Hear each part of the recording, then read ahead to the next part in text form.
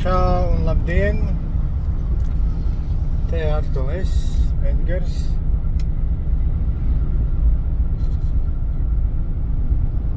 Gribēju maz bišķiņ parunāt par algām Latvijā.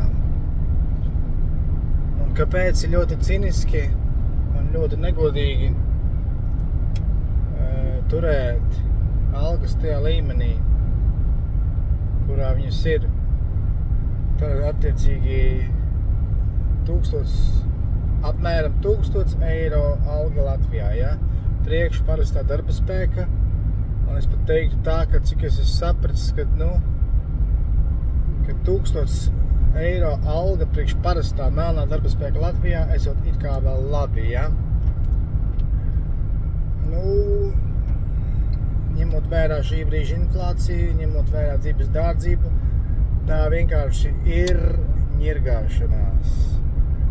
Un pieņemsim, tas ir smieklīgi un ņirdzīgi ne tikai attiecībā pret cilvēkiem Latvijā, bet arī pret aizbraukušiem. Kādus gan signālus tas sūta aizbraukušajiem. Tas sūta vienu lielu un treknu signālu. Mīļa tautieši, atpakaļ atgriezties nav vērts. Jo, kā jau es teicu, vienā pasākumā, kurš bija domāts reimigrantiem, ja? Viena lieta ir reimigrantu atgriezt Latvijā. Pavisam cita lieta ir viņu noturēt Latvijā. Tad īsakot tā, nekas Latvijā netiek darīts, izņemot lai uzlabotu cilvēkiem dzīves līmeni, lai cilvēki justos novērtēti, lai cilvēki justos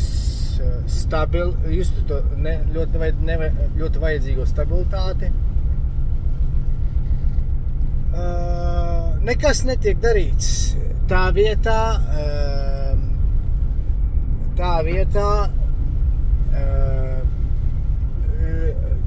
valdība noziedzīgi rīga visādus praidus, visādus sūdus. Tas ir trīsšķirīgas lietas, kuras vienkārši latviešu tautai nav vajadzīgas. Tā vietā, lai veicinātu ekonomiku, veicinātu tautsaimniecību, veicinātu